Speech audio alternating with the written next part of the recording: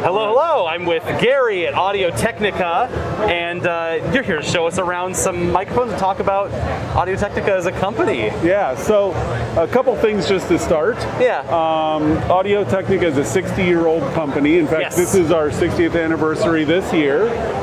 We were founded in Tokyo, Japan, and our founder had a kind of a single idea, and that was to create high-quality audio for everyone, meaning whether you're an entry-level, a mid-level, or a high-level, Yes. to create the best audio products we could regardless of budget. So, Yep, I don't know how I would live without my AT 2020. oh great. Just as an entry level, it's like a must-have. It's an entry level that slot it performs like not an entry level. No, no, it doesn't. So we kind of carry that through everything. So like I'm going to show you some gaming headsets over here. So this is a newer line of gaming headsets we have. You're going to notice our headsets don't have cat ears on them. We don't do a lot of RGB. Aww. Because what we do is we start with the audio and then we kind of build around that. So in this line of headphones, the GL series, it actually stands for Gaming Light. So what you're going to see is a very comfortable, extremely lightweight headset. They are. With super comfort and great sound. And we have two different versions. So this model here, which is the GL3, that's a closed back design. And what that means is the back of the headset is physically closed. And what that's going to do is give you a little bit more intimate sound. Yeah. And it's going to create a little more low frequency, so the low end's going to sound a little more. And that's going to be good for isolation if you're in an environment where there's a lot of noise going on. It won't bother you and you won't bother people. This is an open back design. So the benefit to an open back design is it tends to be it breathes a little more. They tend to be a little more comfortable. Mm-hmm. They tend to have a little broader sound stage, but lack a little bit of the bass impact of these. Right. When we do this, we don't necessarily need a seal, so we can go with the velour headband material, so it's much more comfortable. Yeah. And again, this is going to be a little more spacious and open, and you can try those on. So what I'm interested in, because usually I'll use earbuds more than anything else, because I want to be able to hear myself speak, especially when I'm performing or when I'm streaming and stuff.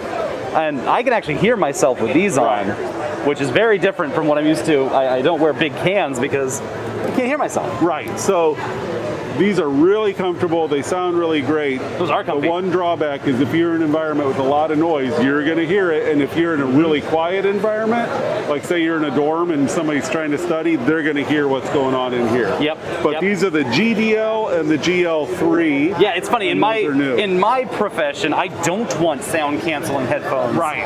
You want to be able to hear situational awareness. Mm-hmm. Yeah. Yep. Come on, I got some new microphones.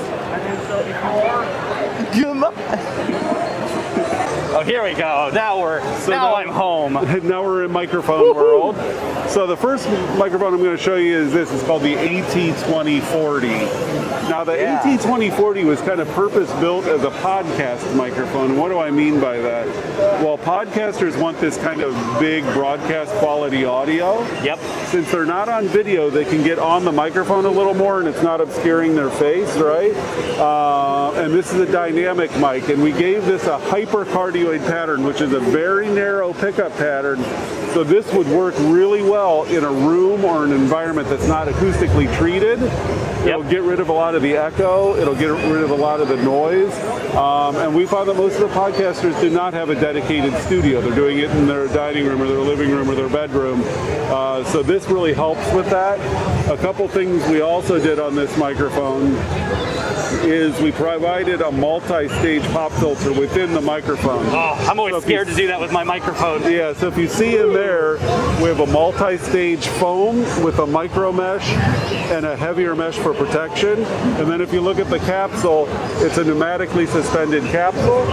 And now this is an XLR. This is an analog XLR microphone, so you will need some type of an interface for this. Yep. So for a podcaster, the XLR works well because you can use multiple microphones if you're going to do interviews and whatnot. You're not limited to a single input. So that's the new AT2040. And then what price is that at? That's $99. That's extremely good. It's kind of cool because we have the $99 Dynamic and we have the $99 2020, which you referenced earlier. Yep. And speaking I use these AT2020s for big room settings. Yeah, they're where great. I need to capture multiple voices. And sometimes they're far away, sometimes they're close, and this kind of picks up all of that somehow. Right. Yeah. Well, it's a real sensitive condenser. Again, this was originally designed for recording studios and home recording, so that would be perfect for that environment. Because this is such a cool mic, we've turned this into a USB output microphone, and now we're on our 3rd generation. And that's this called the AT2020 USB-X. A couple of the things that we upgraded in this particular model, you're going to notice we have this blue light that glows behind the grill. It's not just to look cool, that's a status light. So red means mute, blue means go. Yep. So it's a very quick identification of whether your mic's muted or not. That's bold because Audio-Technica doesn't usually want to do, big flashy kind of stuff or follow trends or anything like that. Exactly. So this is we see a lot of the light up microphones and stuff like that. They don't really do anything. Yeah, this is more of a form follows function. So if you touch this is a capacitive switch. So touch that. You don't have to click it. It's no button. Yeah. Just whoop. There we go. Yeah, so the reason we went with a capacitive switch rather than a mechanical switch is you don't want that clicking in the audio, right? Yes, I hate when that happens. So it's strictly a capacitive switch. We also see here you have a USB-C output, and we include the cable and adapters to go USB-C or USB-A. Cool. We've also increased the bit rate on this, so it's now 2496 if you want to. Yep. We also improved... That's hard to get through USB. Oh yeah. So we also improved the desk stand, so it's a much more stable desk stand. So you can use it on the desk stand that's included, or here we see it on an optional boom arm. Yep. Other features that the other USB microphone had, we have a headphone output with volume and mix control. So this will control the amount of your mic and the amount of computer audio. And that's primarily if you're doing like multi-track recording or you're doing overdub, so you don't have any latency when you're doing your overdub. Yes, that is so important. Yeah, at that point, this microphone kind of becomes a sound card, and you just select it as the input and output. So then you can monitor everything coming out of your computer on this headphone output, which has a really good headphone amplifier in it. Yep. And it just adds to the convenience of the microphone. That's really good because most of the time if I'm trying to monitor and I have to do it through software or stuff, there ends up being a latency and I can't work with that. Especially with the USB mic, because we have to get the audio from here into your computer and back out to the microphone. So in this instance, we're monitoring right at the capsule. Yeah, right. So if I can get all my computer audio in through here while getting a live monitoring feed, that's incredible. Yeah. That's all that I want. So again, we created the 2020, which hasn't changed, and then since this is a technology piece, we keep reiterating it as the technology evolves. Yes.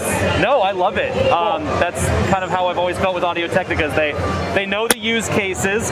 There's not a lot of them, and so they use the limited, the more, the main trajectory of how people use mics, and then make those better and better and better. Yeah, and again, we come from a professional audio standpoint.